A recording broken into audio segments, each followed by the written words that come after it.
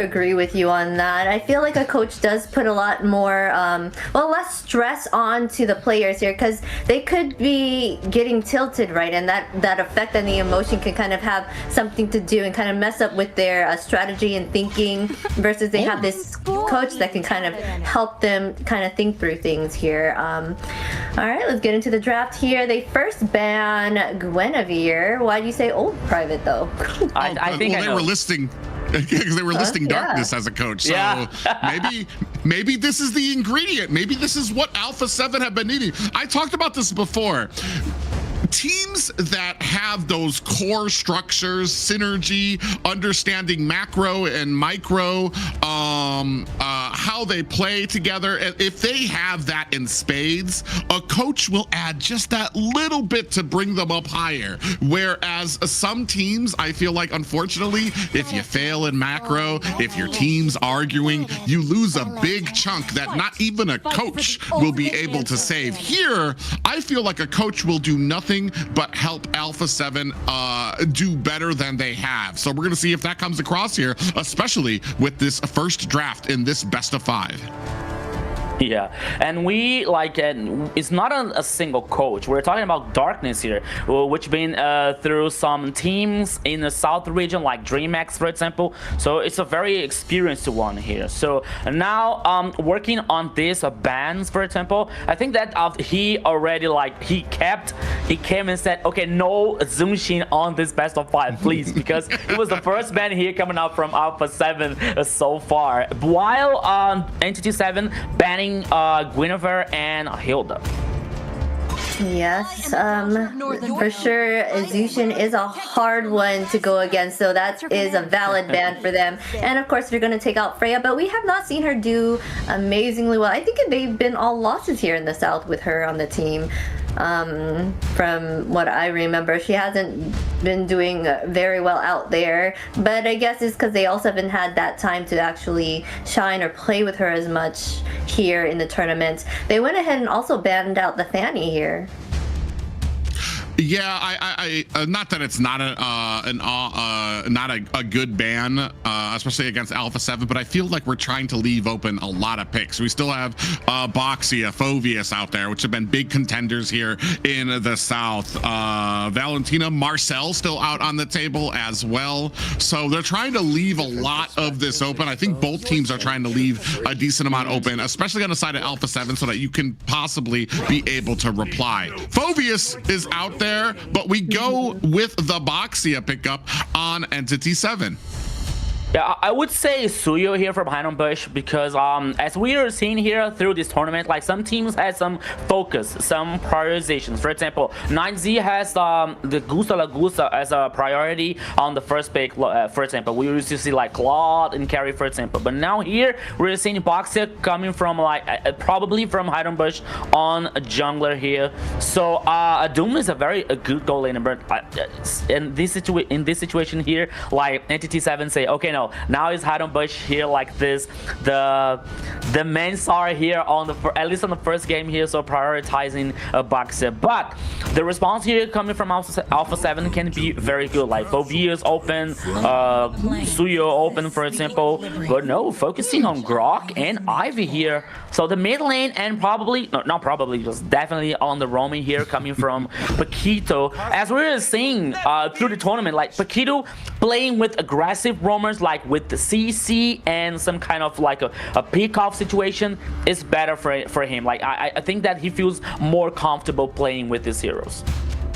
Yeah, I feel like there's going to be a decent amount. I feel like the whole Grok pickup here is to try to counteract the Phoveus in the back line. You get a decent amount of CC to where he's not going to be able to use that demonic force as much as possible. Here, they're going to go with Glue. It's an immediate pickup. I don't know where that's going to go, though. That could be a roam. That could be the EXP as well.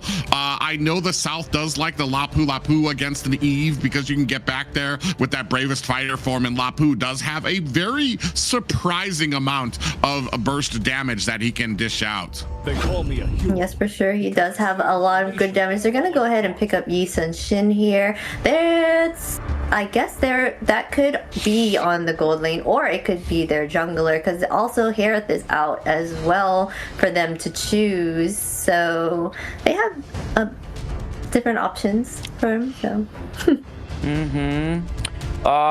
Yeah, I have a feeling that it is going to the goal lane here, like to allow Flake coming with an assassin here to get more damage in that composition.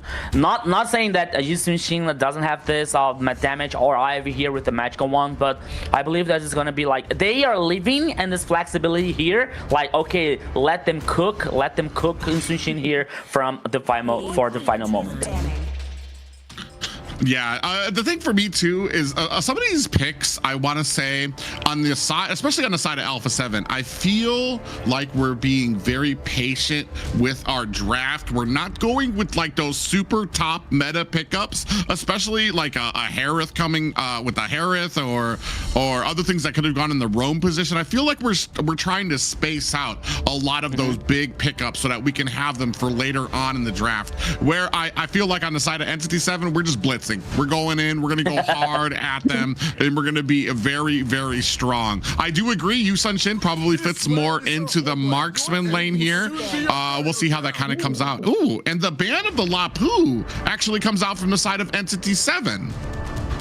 Yeah, they don't seem like they want to pick it up. I knew you were saying that Lapu would go great against a Yi here, so they have something else in mind for either that EXP lane or that roam position if Glue is going to take it. So they're making sure that they're target banning here the mid lane, since Entity7 still needs to choose that here.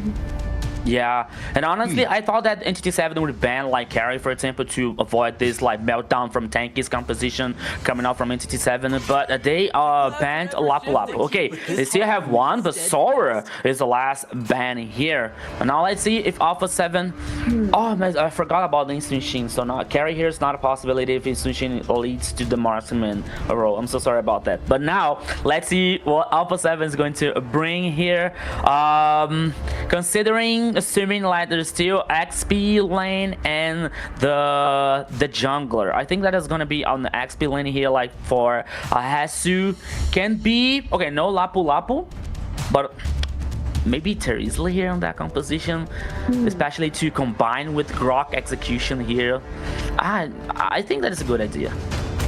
Yeah, I don't mind the Terizla. I feel like sometimes I would save it for the possible Gwen pickup because he goes really well with his oh yeah, we're gonna go with a Yuzong pickup to try to get to that back line. I was kind of thinking that Yuzong is kind of fallen off a little bit, I want to say, in the current meta, just because I mean I feel like good teams understand how to kite backwards and really separate Yuzong from the team when he comes in. He gets so bloodthirsty trying to get to that back line that when he eventually lands, the rest of the team's just not able to catch up and add in. Wait, what? That will be a first for me, seeing a double marksman. Oh, I wonder what they have up their sleeve then with double marksman here. So they're gonna go both on the side. So Glue is probably their roamer here in this situation. Interesting for sure. Is Claw heading to the XP lane here on Akashi's?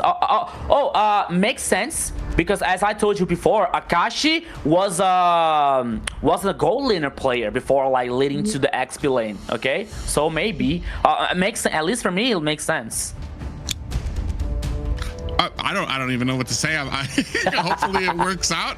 There's only, I mean, they don't really have so this might, I mean, if you don't have your jungler, I feel like Leomord would be like the best pick here on the side of Alpha7 to be able to take down, okay, so then Yi Sun-shin will be the jungle for the side of Alpha7. They're double marksmaning on both sides here.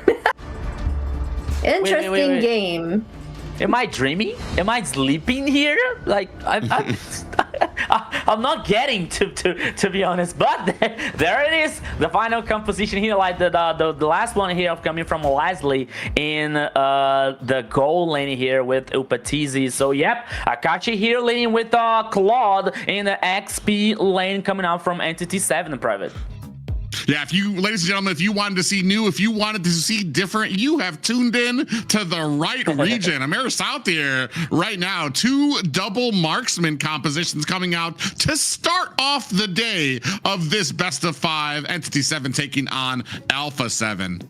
Yeah, guys, so here it is only the beginning from the day here, the first match and the first game here, Entity7 versus Alpha7 with this 2 not conventional draft and composition. So Alpha7 here with Liu Song, Inshin, Ivy, Leslie, and Paquito with the Grok, with the Glue, Moskov, Valentina, Boxia, and Claude here on Akashi's hand. So ladies and gentlemen, welcome to the Land of Dawn. This is only the first game here. Welcome everybody.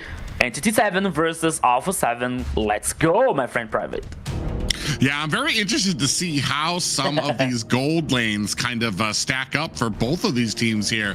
Leslie does have a pretty immense amount of poke if you're not prepared to go against her. You can see Moskov already getting pushed back at the top there. Doom's going to take a little bit of damage. So, I mean, these matchups are going to be very interesting. 2 very interesting matchups where you've got the Leslie at the top and you've got Akashi on the XP lane going up against Hesu here at the bottom. And right now, I mean, Hesu getting pushed back a bit. I think that's going to happen with most fighters when it comes to going against a ranged opponent.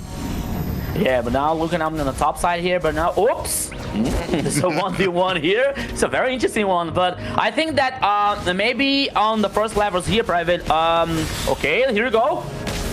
Oh, yeah, split is out there. You see the damage from Paquito onto Paquito. Hesu comes in, just narrowly misses getting that swipe on the Vagin, who's going to have to use that flicker away. So that's going to be, I want to say, that's going to be 1 spell down for the side of Entity7 coming up on this first turtle. Yeah, so now here the Vagin, I think that Vagin was trying to force some spell coming out from Alpha7 here, but it didn't work, and it happened the opposite. So they had to, he had to use the flicker here. So it's a very important spell that Entity7 doesn't have before the first turtle, but here they come again. Yeah, they're going to try to go on to Paquito. That might be the wrong target there. So you can see the dragon coming in. Hesu finds himself a kill. Flick, the first kill, a first blood on a hide on a bush. That's going to be a jungler down for the side of Entity7 and possibly some wiggle room to pick up this first turtle. They do seem a little bit shy about picking it up, though. Yeah, so they got the first kill here, so we thought that naturally they're really heading up for the first turtle, but now Entity7 started, but Alpha7 in here, so we will have a fight back or a team fight here, Private. Oh, yeah, now you have the Black Dragon out, its main target, looking for Shin, who goes in, finds a big pop-up. It does not stop Alpha7 from being able to pick up the first turtle. Oh, we have an SOD out here as well. Blazing Duet putting on the damage. Akashi in a very serious trouble, very low, but spins to win, finds himself an escape. 1-0 and a turtle for the side of Alpha7. Yeah, what was that about? Like the opposite Blazing Duet here, like instead of causing damage to the enemies, like Akashi was taking damage coming out, of course, from the enemies here. But now the truth is, the first turtle heading for Alpha7. A very interesting early game from here, from that composition. But Entity7, at least like, okay, in the goal lead here, like letting just a little bit ahead, then 1k almost already for Alpha7. And we saw the gold energy coming out from like the tower on the top side here, like in favor for Upatizi. So Entity7, not the best early games here that we are used to see from them, but still they are on the game. Yeah, one interesting thing, I feel like Upatizi on the Leslie, I mean, maybe it doesn't really match up well against what a Moskov provides to the team, but I feel like every single time Moskov leaves that lane, tries to rotate, goes for an SOD, I feel like Upatizi will be able to start peeling away at the tower. You can see already, it's down to about 25% gold on it already, and we're only at about the 4-minute mark. So every single time he kind of distances himself from that lane, lane. Upatiz is going to try to be right there to possibly make him pay for it. Ooh, they actually have a little gank up at top. Against the wall, and Shin finds himself a kill, a 3-man pick off there at the top lane. Ooh, we do have a nice little Titanic charge coming in there. Blazing Duet looking for an escape. SOD coming in from the backside. Nobody wants a piece of it except for Shin, who comes in looking for a tech charge, does not find the mark. Shin has to find himself an escape. Vagin finds a kill onto Paquito, and that will be 2 kills for the side of Entity7. For a moment, I thought that Shin was crazy because he were heading for the rest of the players on Alpha7, but now the second turtle here. Let's go, Private. Oh, yeah, Hesu might be in a little bit of trouble there as Vagin doing the best he can to distance Alpha7 away from this objective. That's going to allow Entity7 to pick up that next turtle. Yeah, I tried to hype this team fight here on the second turtle, but now it came easily. Oh, Doom. Ultimate from Leslie. Oh, okay. Yeah, a big deadly sniper coming out from Upatizi there. Ooh, even able to steal away the gold minion from Vagin there. So actually doing a really great job. Ooh, Akashi in trouble, gets picked off by Paquito there. So that's going to go ahead and even the odds here as we take a look at the top lane. I think it's 0-0-2 for Hesu, who's picking up those chastised pauldrons right now. And Akashi sitting at 0-1-1.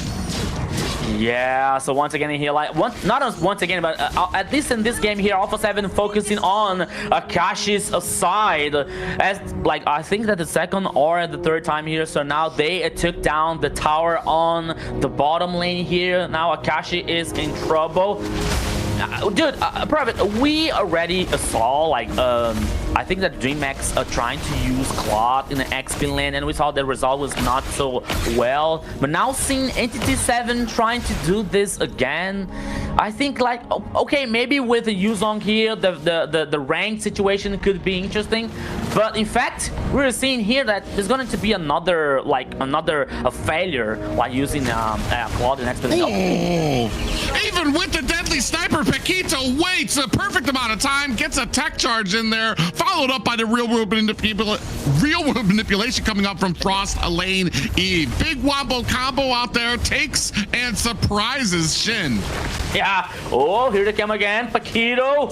Okay, so he's able to survive, but now here on the top side, Entity7 has to run because now the second tower in Alpha7's favor heading out, plus the goal lead here like almost to, okay, just a little bit ahead than 1K. Another turtle coming out from Alpha7. Here we go. Yeah, Hideout Bush from the backside is going to go ahead and find some damage. Black Dragon is out with the Petrify. Vagin is down. Entity7 fighting themselves against the ropes right now. That will be a double kill for Flick. Alpha7 having a great first game of this series. That's a very hard, like, early game here for Alpha7. A very good one, like Shin trying to protect. Oh, what a tech charge coming out from Shin. Doom able to come in with damage of his own. A blazing duet came on from Akashi to spray down the rest of Alpha7, who are all sitting at 50% or low. Shin has been surgical with a lot of these tech charges.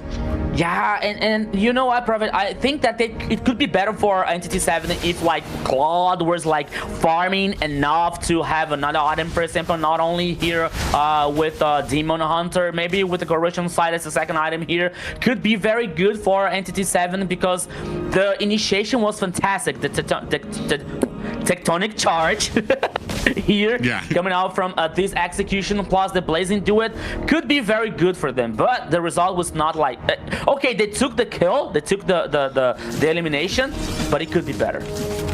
Yeah, I absolutely agree. I think he would be better served to try to get some farm off. He did start off with the Demon Hunter sword, so he's trying to go in to really tear down a lot of that armor. The problem is that there's not really a huge or great follow-up coming up from Entity7 to take advantage of a lot of those Demon Hunter stacks to be able to burst down Alpha7. Ooh, a little bit 1v3 here. Vagin's gonna go ahead and use that split to find himself and escape. 4 members crowded up at the top, really hungry for that tier 2 tower of Entity7. Yeah, so Alpha7 here, like with the play style, like playing together, at least like in the early to a mid game, like we're seeing the Lord cam here, the first Lord on the downside of the river. It was started here like maybe from Alpha7, but now he's on the pit again. But both teams like are heading for this important objective here, Private. Ooh, already we have Upatizi on that. Leslie already trying to clamor here to get that 5 against Entity7. I feel like they're trying to slow play on Entity7. Ooh, pop-up lands, real manipulation. Upatizi is right there. That is an Entity7 jungler down. Akashi in trouble, taking the full the whole tectonic charge coming out from Paquito. Akashi trying to rain on some damage. We do have that SOD out as Shin finds a kill onto Paquito while Alpha7 look to start up on this Lord. Yeah, so here we go again. Oh, it was like again here, like out of the position. He took so much damage, but now he's forced to get back. But Entity7 doesn't give up. Ooh, shit on the backside, looking for a way in here. Back in trouble! It gets taken down by Upatizi. In comes the blazing duet, and Hide on Bush finds a kill onto Upatizi. Entity7 now able to try and zone away Alpha7. Are they gonna look to find this Lord? They play with it, but just to pull it out from its Lord pit. Yeah, so 2 players for 1 here in the last team fight coming out from Entity7. 9 kills for Alpha7. The goal lead here, like, once again, not too large for Alpha7, but maybe this Lord here. Okay, no fighting back. Hide on Bush is heading on. Oh, Hide on Bush looking for a way in. He does have the SOD flick. Able to find the retribution. Hide on Bush is down. Doom on the other side, getting chased by a Black Dragon who turns away from trying to dive him underneath the tower. But momentum thoroughly on the side of Alpha7. Now, underneath the tower, looks like Hesu might be in a little bit of trouble here. Gets taken down by Shin. Shin having a glorious game, 3-2-2 right now. He has been caught twice, but the damage output from him has been able to keep his team afloat in this 6-10 game. The lead in the side of Alpha7 right now. Yeah, Alpha7 now trying to focus the tower number 1 here on the mid lane. Oh, almost very injured here, but is still standing. While the Lord is heading on the top side here, leading the tackle on the tower number 2. Now Paquito trying to flank. Here comes Alpha7 with the full Lord. Yeah, you can see Vagan and Shin looking for a flank onto it as Akashi is going to go ahead and burst down this Lord. Alpha7, I am kind of wondering what Entity7 needs to do to come back from this right now, as Alpha7, this is one of the more thorough and dominant games that I've seen from them, especially against Entity7, who have been more than dominant against them throughout these playoffs. Yeah, especially when the composition that makes more sense than Entity7 one. But oh, Hunger Games here on the bottom side, probably. Yeah, they're going to be able to take down that tower very easily. Go ahead and disengage as well. About a 2K gold lead for the side of Alpha7, while Entity7 kind of stuck on the back foot, looking to turtle up, looking to protect towers. Black Dragon is out underneath the backside of Entity7, and now Glue comes out with a Hide on Bush on the backside too. Shin almost gets taken down. Hide on Bush. Oh, the flicker coming out from Paquito to stop Hide on Bush. It's not able to stop Megan, who's able to create and close the distance onto the mid laner. Down and down they go. Alpha7 with just Upatizi left, who has to find an escape. This is going to give Entity7 a huge bit of momentum. Oh, you can see them already coming in, juggling the aggro of the tower, and that's going to be the high ground tower from the side of Entity or Alpha7, and they take down Upatizi. 6 seconds left. Can they close this out? The damage is there, and what a shock as Entity7 turned this around. I don't doubt about anything when it comes to Entity7 here. What a match, what a game. I think that impossible happens here, Zina. Oh my gosh. All right, that was looking like Alpha7's game there, okay? They were doing everything possible. That they had dominated that map so early on, but that turnaround, just that one mess up like where they were able to take out 4 members of Alpha7 and push straight down the middle, gaining them the win, even with 2 marksmen on their James. They did an amazing job there. Yeah, I think Rico put it best when he was talking about the draft.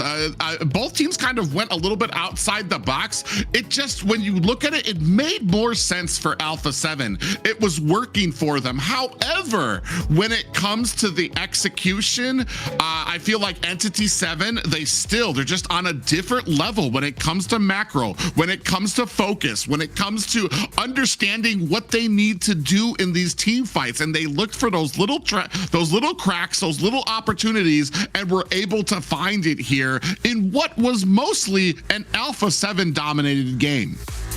Yeah, man, for me it's unbelievable here, like what happened in this game, because we used to talk about Alpha7's aggression, Alpha7's domination, Alpha7's goal lead, Alpha7's like good and early and mid game, but then all of a sudden, okay, victory for Entity7, but like, because here we were seeing like Alpha7, as we were talking about, like with more sense composition with Instant Sheen. Okay, it's a marksman, but in the jungler it makes more sense, like the Claude in the XP lane, for example. But here, like, we're seeing Entity7 not only with that kind of composition, but with the full knowledge and with the full like consciousness that what they have to do and when they have to do. So okay, they were losing towers, they were losing some team fights. Okay, I think that the players were like, okay guys, we just have to wait for Claude getting stronger, wait for Moscow getting stronger, for example, and that will happen. So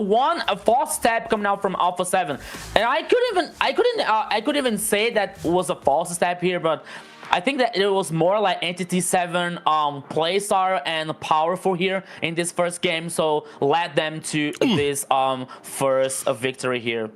Besides this wonderful executions here, Private, like these initiations coming out from Alpha7 with the tectonic charge, for example, real world manipulation, Upatizi with the sniper one, like causing damage in this follow-up of damage, but still I think that it was something lacked here for Alpha7 to guarantee the victory in this first game. I feel like it kind of comes down to the play style and how, especially when it comes to the team fights, I feel like Entity7 were outdrafted and they kind of messed up at the beginning, I want to say, playing like they were outdrafted as well. And as the game kind of got on, I think they understood that they're going to be behind. They need to make sure that they, like, here is where it kind of turns around for them, as they're able to kind of get, you see that well into the back line, a great blazing duet, a lot of damage coming out there until it's finally just Upatizi who's left out there. And I feel like, and this is probably the problem too, Upatizi not exactly going to be able to defend your base against men. She doesn't have a great, or that hero doesn't really have a great amount of clear, especially when all the enemies kind of bursting through the middle there as well. So a great game there played by the side of Entity7. Yes, that was a great game played by them as well. They executed so well, but here our MVP, it only takes one player to change everything, and Doom is that player with 218 KDA, 23.4k total damage, and 712 golds per minute. He steals the show, taking MVP from the team.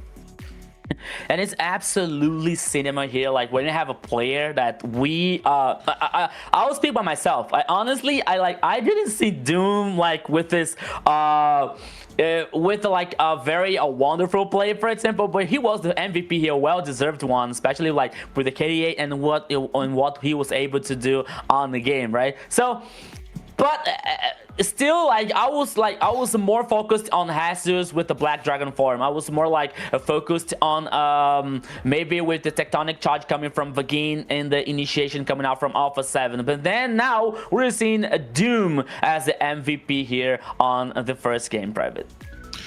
I feel like the reason is because I feel like Doom was kind of being countered in lane. He was being pushed back every single time he came in with the SOD. You saw that Leslie would start pushing that lane. I just feel like the added support of having Doom through a lot of these fights made sure that they didn't really turn super lopsided. So while it was